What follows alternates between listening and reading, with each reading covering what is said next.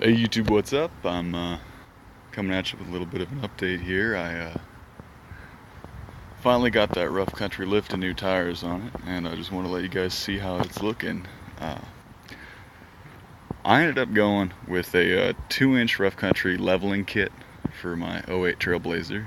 Um, it's just a strut spacer in the front and a spring spacer in the rear, 2 inches in the front, 3/4 inches in the rear, and then I ended up not opting for wheel spacers. I ended up going with the largest stock size that you can fit inside of a Chevy Trailblazer or GMC Envoy. I ended up with these 245/70 R17 hand-cooked dynapro ATMs. So far, I genuinely love them. I've only got probably 500 miles on them right now. You can see I've done a little bit of testing on them off-road, not a ton yet. This is more a daily driver than it is a trail rig, but I want to be able to get out to my hunting spots, and I want to be able to take it down back roads and not have to worry about anything and go on the occasional trail ride, because I think now that I finally got the clearance in the front and the better tires for it, I think I'll do pretty good. Like I said, I've only had the lift and tires done for about 500 miles now, so it's just kind of a drop in the bucket with these tires, and I'll definitely be putting out a review shortly, probably sometime the next week or two when I hit about 1,000 miles on them. And so far with the rough country lift, one thing that I noticed was that I actually did not have to realign them. It bolted on and my alignment was still perfect.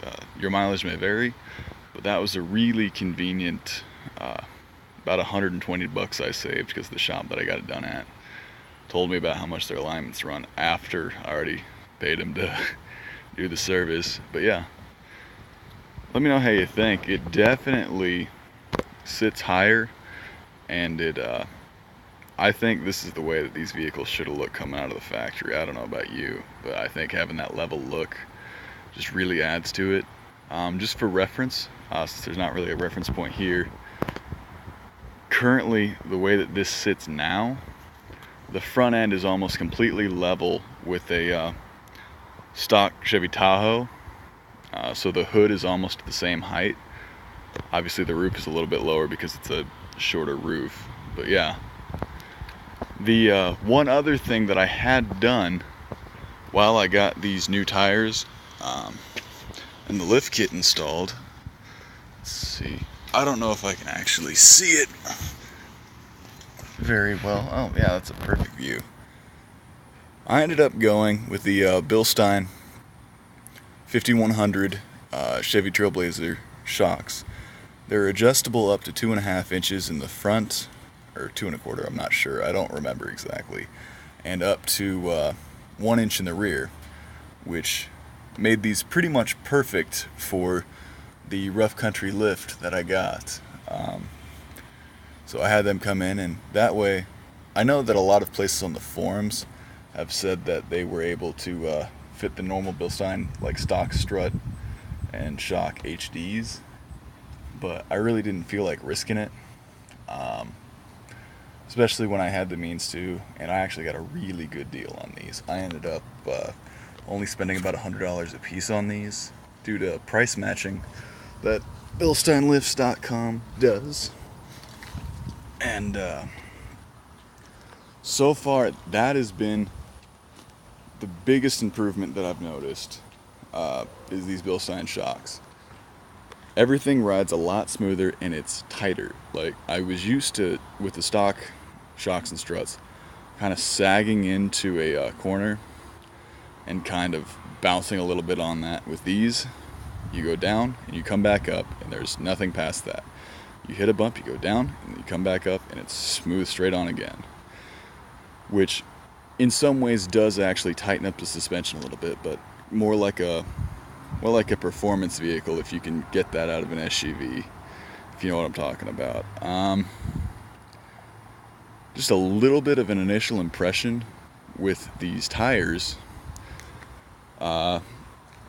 Before this, I had some Toyo Open Country ATs on here in the stock tire size that I really wasn't that impressed with.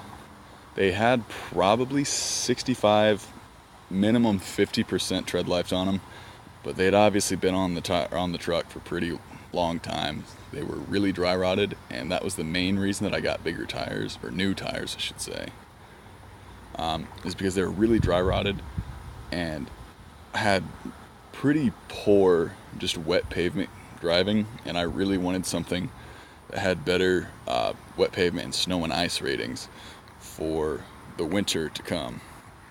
And so that along with price is one of the main contributing factors that led me to purchasing the Dynapro. You can see these are a heavily siped all-terrain tire, and I ended up saving a little bit of money. I ended up saving almost 40 bucks a tire by going with the passenger tires on these. So these are the 108 rated tires. They are not the E-rated versions of these, which probably helps with a more comfortable ride.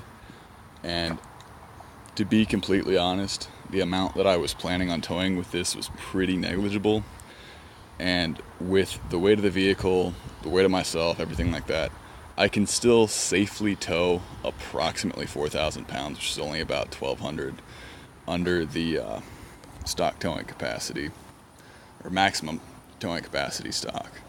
And so I'm pretty comfortable with that. Like I said, reviews to come on the tires, and I'll probably do an update on the shocks the same time as that, as well as the lift.